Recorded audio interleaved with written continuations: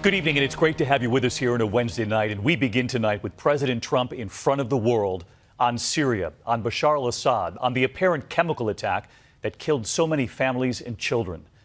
The president today condemning the horrific attack, killing dozens in Syria, calling it, quote, an affront to humanity, saying his attitude towards Syria has changed very much.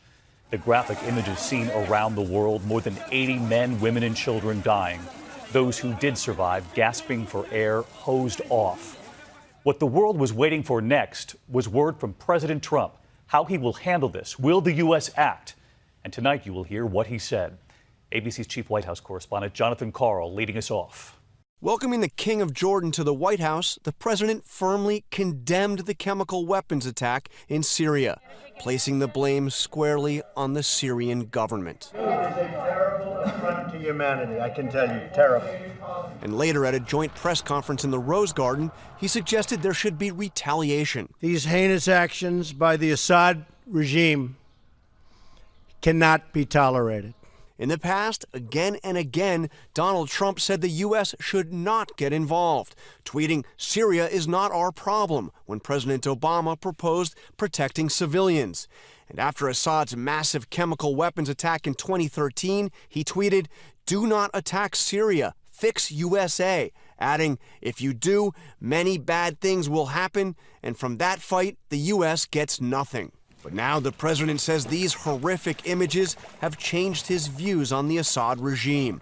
Innocent civilians suffering from this week's attack, more than 80 dead. Here a father clutches his twin 9-month-old babies, both of them killed. Today at the White House, talk of a changed Syria policy. Well, I do change, and I am flexible, and I'm proud of that flexibility. And I will tell you that attack on children yesterday had a big impact on me, big impact. And it's very, very possible, and I will tell you it's already happened, that my attitude toward Syria and Assad has changed very much.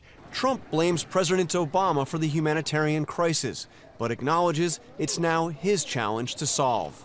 I now have responsibility, and I will have that responsibility and carry it very proudly. I will tell you that.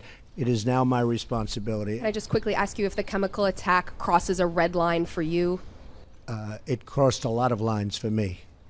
When you kill innocent children, innocent babies, little babies, with a chemical gas that is so lethal, people were shocked to hear what gas it was. That crosses many, many lines, beyond the red line, many, many lines. But he gave no indication of what he may do. Well, one of the things I think you've noticed about me is militarily, I don't like to say where I'm going and what I'm doing. I'm not saying I'm doing anything one way or the other, but I'm certainly not going to be telling you. Today, King Abdullah made it clear the world is looking to President Trump.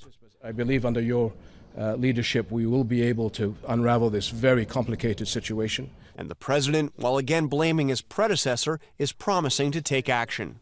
The world is a mess. I inherited a mess. We're going to fix it. We're going to fix it. And John Karl with us tonight live at the White House. And John, the president made it clear he won't say what he's going to do. But do we have any kind of timeline for possible action here? White House officials say this is very high on the agenda. In fact, the president himself chaired a meeting of his National Security Council today here at the White House on the chemical weapons attack. But, David, no timeline yet for a response. All right, John Karl leading us off. John, thank you. We just heard President Trump saying their Syria crossed not only a red line, but several lines. We also saw UN Ambassador Nikki Haley today holding up pictures saying if the UN doesn't act, the U.S. may have to. How many more children have to die before Russia cares? The United States sees yesterday's attack as a disgrace at the highest level, an assurance that humanity means nothing to the Syrian government. When the United Nations consistently fails in its duty to act collectively, there are times in the life of states that we are compelled to take our own action.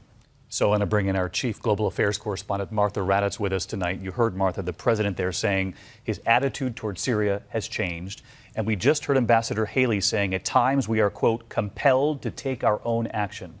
For Americans at home tonight wondering what is going to happen, what next? Well, I think what we have to look at, David, is what is the goal here? Do they want to prevent further attacks? Do they just want to punish? Or do they want to get rid of Bashar al-Assad? We don't know. In 2013, there were an array of airstrikes possible at that time when President Obama said they crossed the red line. They didn't use them. They still had that intelligence. But most of those chemical weapons, the stockpiles are gone. So the chemical weapons used here were hidden. This is much more difficult.